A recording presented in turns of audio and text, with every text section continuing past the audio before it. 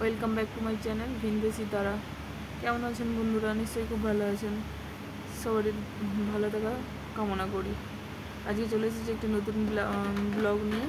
এটা হচ্ছে নকুণ্ডা, আমাদের বাবুয়ের মামা বাড়ি, সেখানে শীতলা পুজো উপলক্ষে একটা নতুন ব্লগ বানিয়েছি। দেখতে থাকো তোমরা পুজো কেমন চলছে।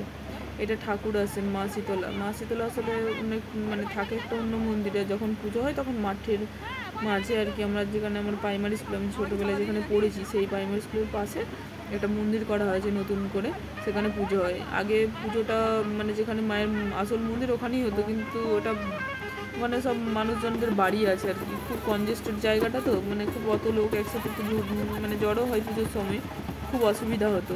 ওর জন্য এখন মাঠের মাঝে একটা মন্দির করে সেখানে পুজো হয়। এই আর ওখানে মন্দিরটার পাশে আমাদের 24 পর আর কি, পুজো 24 পর একসাথে হয়, যেটা ছোটোবেলা থেকে ভীষণ আনন্দ হয়, ভীষণ। আমাদের পরীক্ষা শেষ হতো, এই আমাদের সময় তো চৈতি মাসে ফাইনাল পরীক্ষা শেষ হতো, আর এই পরীক্ষা শেষ হতো আর এই পুজোটা শুরু হতো। আমাদের কাছে এই পুজোটা কি বলবো, সে বলে না এলাহাবাদে যে 12 বছর ছাড়া ছাড়া কুম্ভ মেলা হয়, সেই কুম্ভ মেলার থেকেও বড়ো মেলা মনে হতো আমাদের। বসে হয়তো 2-4টে দোকান, কিন্তু আমাদের কাছে আরামবাগের পৌরসভার মেলার থেকেও বড়ো মেলা। সে বলছিলাম না আগের ব্লগে যে সেরকম বড়, এত আনন্দ হতো এটা। যে পুজো শুরু হয়েছে দুপুরবেলা আমরা গিয়েছিলাম, আমি, পুচু, আমার এক প্রিয় বান্ধবী স্কুল লাইফের, 2-4টে বন্ধুর সাথে দেখা হয়েছিল। তো একজন প্রিয় বন্ধু যার সাথে দেখা করবো বলেই মেনলি এসেছিলাম আমাদের পুজোটাতে, তো তার সাথে দেখা হবে। এই যে চলে এসেছে পুচু আমার, এই মাসিমণির সাথে যে আবার বেলুনও কেনা হয়ে গেল। এই যে এর গালে একটা দাগ দেখা যাচ্ছে, ওটা ওর সাইকেলে ঠোকালে কি ওখানটাতে একটু বদরক্ত জমে গিয়েছিলো বাবুয়ের। মাসিমণির হাত ধরে যাচ্ছে, বাবা যেন আমাকেও চেনে না মাসিমণিকে পেয়ে।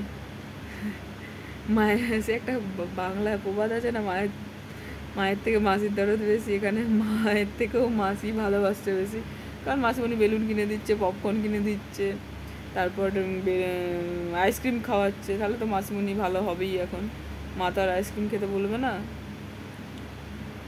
মাসিমণির সাথে যাওয়া হচ্ছে আইসক্রিম কিনতে, পপকর্ন কিনতে। পুজোটা শীতলা পুজো, কালী পুজো ছেদ হয়, তো ছেদ আমার একদম ভালো লাগে না। আমি একদম রক্ত দেখতে পারি না, ওর জন্য আমরা একটু সাইডে বসেছিলাম যাতে ছেদটা হওয়ার পরে আমরা আসি। আর প্রচুর ভিড় হয়েছিল ওখানে। এবার পুচু গিয়েছিলো, তো ওর জন্য ও গরমে থাকতে চাইছিলো না, কান্না করছিলো, ওর জন্য আমরা একটু সাইডে বসেছিলাম। তার উপর আবার প্রিয় বান্ধবীর সাথে দেখা হয়েছে অনেক দিন পর, তো গল্প তো অবশ্যই, গল্পটাই প্রথম উদ্দেশ্য ওখানে। আর সামনে একটা প্রাইমারি স্কুল ছিল বলছিলাম না, যেই প্রাইমারি স্কুলে আমি পড়েছি, ওখানে এখন নতুন পার্কের মতো করেছে। এখন দেখবেন যে সব জায়গাতেই, সব প্রাইমারি স্কুলগুলোতে এই পার্কগুলো বানাচ্ছে বাচ্চা ছেলেদের। ভালোই হয়েছে, বাচ্চা ছেলেরা খেলতে পারবে এবং ওদের মাইন্ডটা অনেক ফ্রেশ হবে। এটা খুব একটা ভালো উদ্যোগ সরকারের।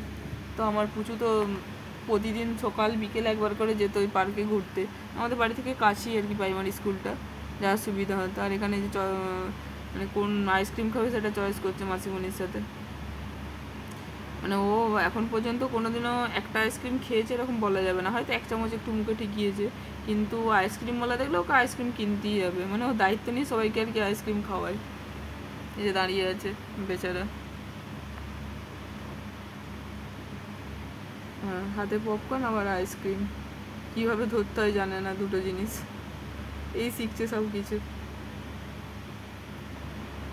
আইসক্রিম পেয়ে গেছে, এবার বাড়ি চলো। সত্যি এই গরমে এক টুকরো আইসক্রিম, জীবন ঠান্ডা। আবার চলে এসেছি আমরা আমাদের জায়গায়। এমনভাবে হাঁটছে যেন ছাদনা তলায় যাচ্ছে, মালা বদল হবে এক্ষুনি। পুজো কি দেখাচ্ছে বলুন তো? দূরে একটা রাস্তা হচ্ছে আর কি, একটা গ্রামের সাথে সংযোগের জন্য, কোটার সাথে নকুণ্ডার। তো সেই রাস্তার যে রোলার বা জেসিপি মেশিনগুলো থাকে না, ওই মেশিনগুলো ওখানেও দেখতে পেয়েছে, যে মেশিনগুলো আমাদের বাড়ির পাশে দাঁড় করানো থাকে, সেই মেশিনগুলো ওখানে দেখতে পেয়েছে বলে দেখাচ্ছে। ওই দেখো দূরে মাটি কাটা মেশিন, ও মাটি কাটা বলে যে আইসক্রিমটা খাচ্ছে। মুখে কতটা উঠবে জানি না, তবে মাটিতে মোটামুটি 75 ভাগ পড়বে, এটা আবার খাচ্ছে। বা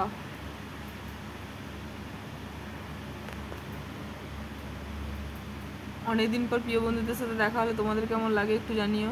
আমার তো আনন্দের স্রোতে হয়েছে। আমরাও, ও একা খাবে কেন, আমরাও খাচ্ছি একটু। আর এই যে বলছিলাম না পার্কে, এই যে একটু পার্কে ঘুরে নিল।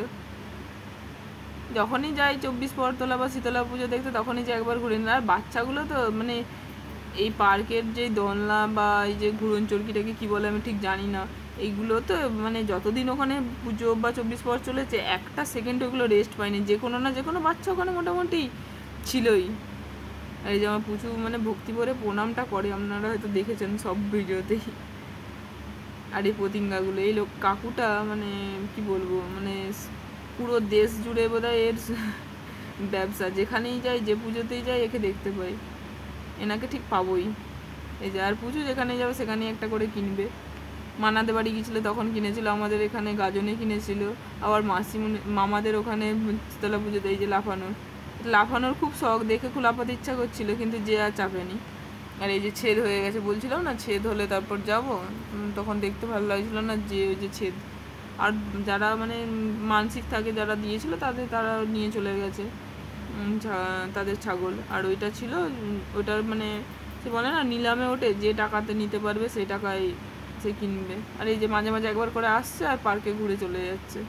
এনে আবার আমি ওকে উপর থেকে ধরে তুলে দিচ্ছিলাম, আর ওখানে মাসিমণি নামিয়ে নিচ্ছিল।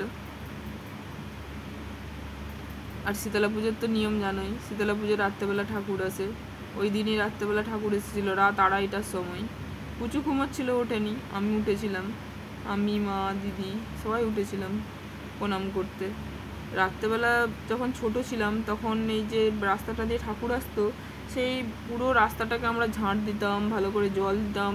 এমনকি মানে আমাদের যেটা পাড়ার রাস্তা ছিল ওখানটাতে আমরা নাতাও দিতাম। আর এই যে ঢাকিওয়ালাগুলো, এই কিছুদিন আগে আমাদের শীতলা পুজো ছিল, ওনারাই এসেছিলেন বাজাতে আমাদের এখানে তারাহাটে। আবার এখন হচ্ছে ওখানে গিয়েছিল দেখে চিনতে পেরেছি, আমি তো পেরেইছি, বাবুইও চিনতে পেরেছিল পুজো দেখতে। যে এই যে ছাগলটা এখানে নিলামে উঠছিল, যে সবার লাস্টে তো ফুচকা খেতেই হয়। সেদিন আমার মঙ্গলবার ছিল, ওর জন্য আমি ফুচকা খেতে পাইনি। দিদি ছিল, ওকে খাওয়ালাম। তারপরে মাসিমণির সাথে কিছু সেলফি, এইভাবেই কেটে গেল সারা দিনটা ব্যস্ততার মধ্যে। তোমাদের কেমন লাগলো ব্লগটি জানিও, সঙ্গে থেকো। আর আপনারা সুস্থ থাকবেন, ভালো থাকবেন, গরমে বেশি করে জল খাবেন, আর রাস্তায় বেরোলে ছাতা নেবেন। আর পথ কুকুর বা পাখিদেরকে পেলে পারলে একটু করে জল খাওয়াবেন।